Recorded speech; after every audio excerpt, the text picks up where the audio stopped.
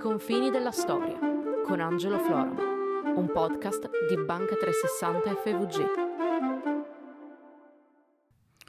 Nelle nostre terre il fenomeno resistenziale probabilmente risulta essere il più antico in Europa. Il più antico in Europa perché i primi movimenti dichiaratamente antifascisti e legati ad una resistenza in armi sono ravvisabili addirittura negli anni 30, quindi prima che scoppi la Seconda Guerra Mondiale, e coinvolgono quella parte di popolazione slovena presente all'interno del Regno d'Italia che, depauperata della sua cultura, della sua lingua, per motivi nazionalistici, con i nomi cambiati, l'onomastica completamente stravolta, la toponomastica, quindi i nomi dei luoghi, dei paesaggi, completamente riletti in lingua italiana, il lavoro perso, soprattutto se appartenevano ai ranghi statali, decisero di organizzarsi e spesso anche di organizzarsi militarmente. Questa azione fu un'azione che venne repressa in maniera molto feroce dal regime. Ricordiamo le fucilazioni degli anni 30 presso il poligono di tiro di Basovizza, in cui questi resistenti sloveni trovarono la morte. Per il resto dobbiamo aspettare, come di consuetudine, l'8 settembre del 1943. Anche il nostro territorio viene investito dall'annunciazione della sospensione dei combattimenti. 3 settembre Cassibile viene firmato, l'8 settembre viene reso pubblico l'armistizio e tutto questo getta nella più completa indecisione, incapacità di reazione la popolazione. Qui da noi la situazione diventa ancora più grave, ancora più pesante, perché se la liberazione di Benito Mussolini dal Gran Sasso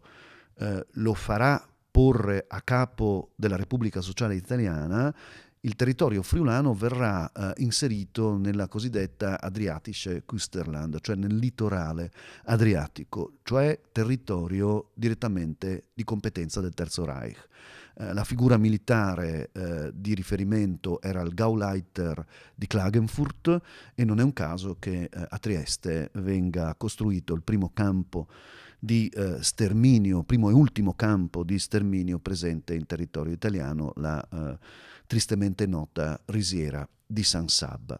Questo produsse una volontà di resistenza ovviamente molto forte.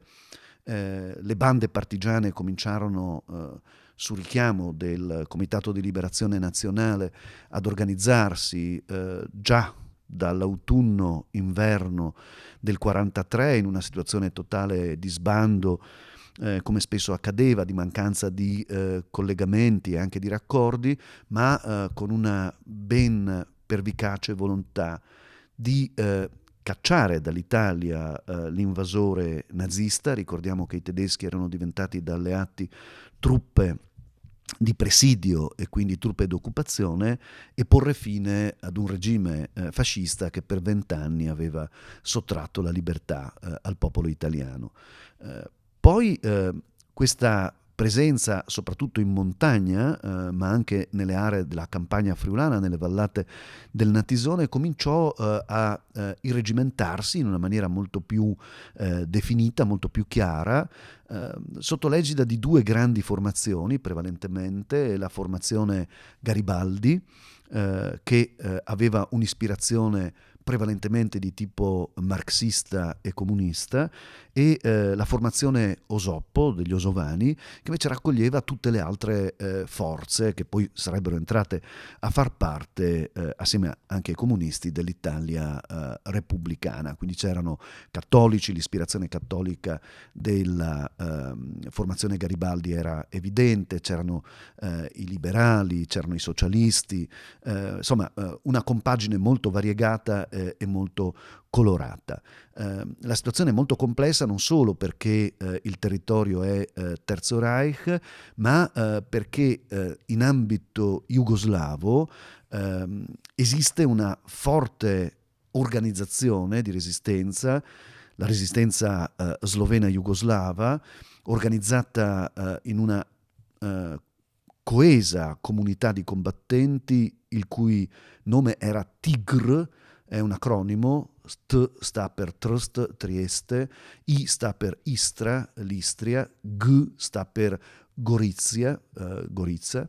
e R sta per Reka, e cioè fiume. Quindi una macro area in cui si organizzava la resistenza, immediatamente questi gruppi entrarono in connessione con le forze militari partigiane del maresciallo Tito, che stavano compiendo un cammino di liberazione su tutto il territorio di area jugoslava, quindi in area balcanica. La situazione è difficile ed è drammatica proprio perché tante formazioni di tanti colori diversi e di tante diverse prospettive di mondo e di ideologia rischiarono, così come accadde in diversi casi, di generare delle frizioni e talvolta anche degli scontri sanguinosi. Il caso di Portsous, le malghe di Portsous, è un caso assolutamente evocativo, molto importante, ancora tutto da definire, molto complicato, molto difficile da interpretare, proprio per la difficoltà e la strutturata architettura della resistenza di quello che viene chiamato il confine orientale. Un episodio invece straordinario che merita assolutamente di essere ricordato è quello che accadde in Carnia tra l'estate e l'autunno del 1944. Una manciata di mesi, però una manciata di mesi importante, perché in Carnia nacque la Libera Repubblica Partigiana di Carnia. Perché è così importante ed è anche curioso questo fenomeno, che non è soltanto militare, politico, sociale, ma diventerà anche un fenomeno di consapevolezza e di consapevolezza del sé, perché in territorio di Terzo Reich per pochi mesi poté esistere un territorio libero, molto esteso, che riusciva a raccogliere al suo interno non soltanto la Carnia, ma anche una parte di Cadore e anche tutta l'area della Val d'Arzino, sconfinando verso la destra a Tagliamento, che non solo resistette e resistette in armi, ma che organizzò il territorio su basi democratiche. Quando si dice che le donne per la prima volta hanno votato in Italia in quel famoso 2 giugno del 1946 per decidere tra monarchia e repubblica, in realtà è un errore, perché le donne per la prima volta hanno votato nel 1944 all'interno della Repubblica Partigiana Libera della Carnia, e hanno votato perché probabilmente eredi di quella grande tradizione che faceva della donna carnica una donna molto indipendente e capace anche di strutturare e regolare il territorio, le donne pretesero di votare. Dissero ai loro compagni maschi: se noi difendiamo la terra assieme a voi con il moschetto, se siamo qui non soltanto per preparare la minestra e cucirvi le calze, allora abbiamo diritto di esprimere il nostro voto su tutte quelle che sono le decisioni che verranno prese e devono essere prese assieme, assolutamente insieme. Per riuscire a scalfire tutta questa orgogliosa resistenza, i nazifascisti introdussero in Carnia un ulteriore fenomeno ben poco conosciuto, perlomeno nel resto d'Italia, che fu l'ultima grande migrazione di popolo, e cioè l'arrivo dei cosacchi, popolazioni fortemente antibolsceviche,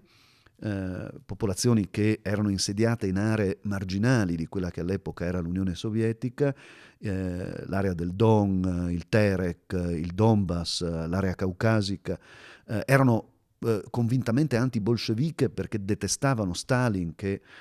spesso le aveva affamate per ridurne la forza e la capacità reattiva, e quindi quando arrivarono i nazifascisti li videro come dei liberatori. E Hitler ebbe buon gioco in loro nel promettere una Kasakaya Zemlya, come la chiamavano loro, cioè la terra dei cosacchi, o Kosakenland, come venne definito dai tedeschi, che si identificò proprio nell'area di pertinenza della Carnia. Questa popolazione, arrivando, avrebbe fatto sloggiare la popolazione locale, o avrebbe imposto obbligata convivenza, smorzando in questa maniera la resistenza partigiana che si sarebbe sicuramente affievolita. La storia è atroce, è finita in una maniera disperante. Churchill alla fine della guerra, già dal maggio del 1945, su richiesta di Stalin, restituì tutti i russi che erano presenti al di là delle linee, tutti, compresi soldati dell'Armata Rossa che avevano combattuto, ma avevano quale colpa il fatto di essersi arresi, e per Stalin erano dei traditori che dovevano essere puniti solo per questo. Ben peggiore, a maggior ragione, la sorte di quei russi che avevano scelto di stare dalla parte del nemico, e i cosacchi tra questi. Stalin li rivolle indietro. Loro sapevano la fine che avrebbero fatto